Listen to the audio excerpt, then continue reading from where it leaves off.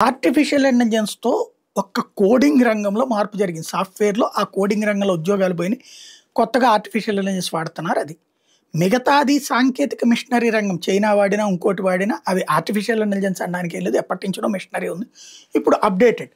ఒరిజినల్‌గా artificial intelligence మనిషిని replace చేస్తుందన్నటువంటిది అంత నిజం కాదని తేలింది. క్రమంగా దానికి మీదన ఉన్నటువంటి మార్కెట్ వాల్యూస్ డౌన్ అవుతున్నాయి.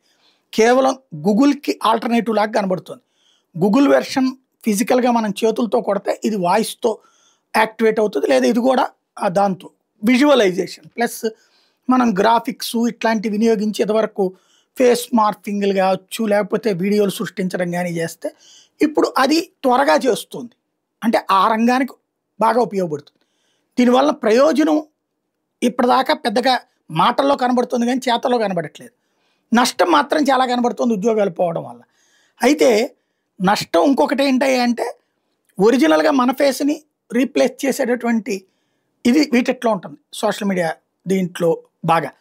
హీరోల్లో ఇప్పుడు 'Shahrukh Khan', 'Alia Bhatt', 'Elon Musk', 'Priyanka Chopra', 'Cristiano Ronaldo', 'Mr Beast', 'Lionel Messi', 'Taylor Swift', 'Kim Kardashian', అలాగే 10 బీటీఎస్ బృందం. వీళ్ళకి సంబంధించినటువంటియన్నీ కూడా సోషల్ మీడియాలో డీప్ ఫేక్‌తో సృష్టించి చలామణి చేస్తున్న సంఖ్య ఎక్కువైపోతుంది.